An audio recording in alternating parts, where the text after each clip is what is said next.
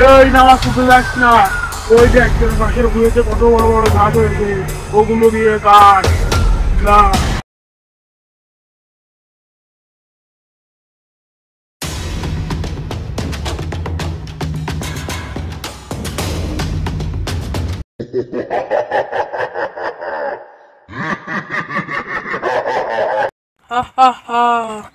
আজকে যাকে পাবো তারই ঘাড় মটকাবো।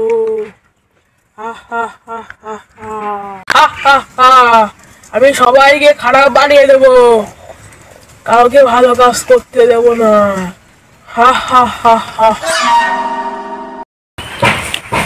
আর হয় না, বাড়ির দুটো গরু আছে, সে গরু যদি সারাদিন ঘাস কাটো আর গিন্নির জ্বালায় যে ঘাস না কাটলে হচ্ছে না। কেন তো দুধ পাত তো খাওয়া লাগে, দুধ বেশি বাজারে দুটো পয়সাও হয়।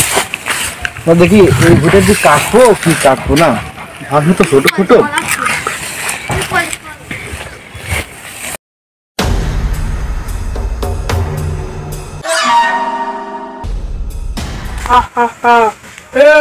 এখান থেকে চলে যা, ঘাস কাটিস না, নাহলে তোর ঘাড় মটকিয়ে দেবো।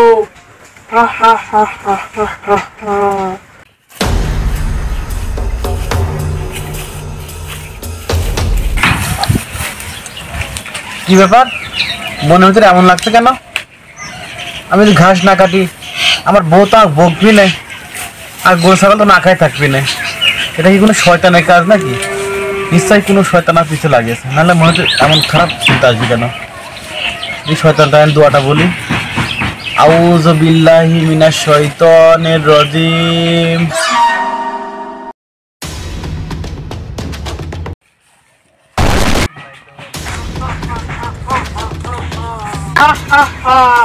তবে তো আমি কাছ থেকে আটকাতে পারলাম না, এবার যেভাবে হোক তোকে আমি ফাঁদে ফেলাবো।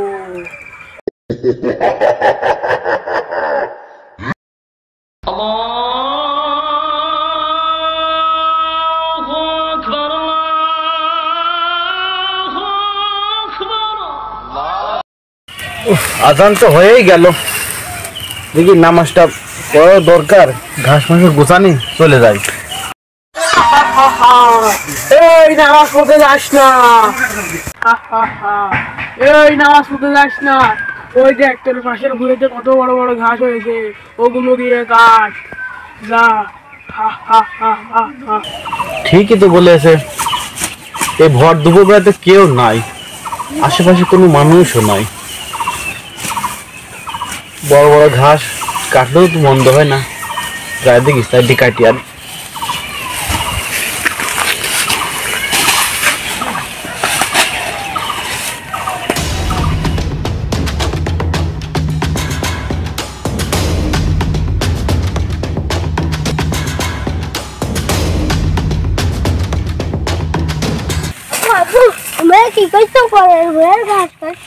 আব্বু তুমি এখানে এসে কেন? তাড়াতাড়ি বাড়ি চলে যাও।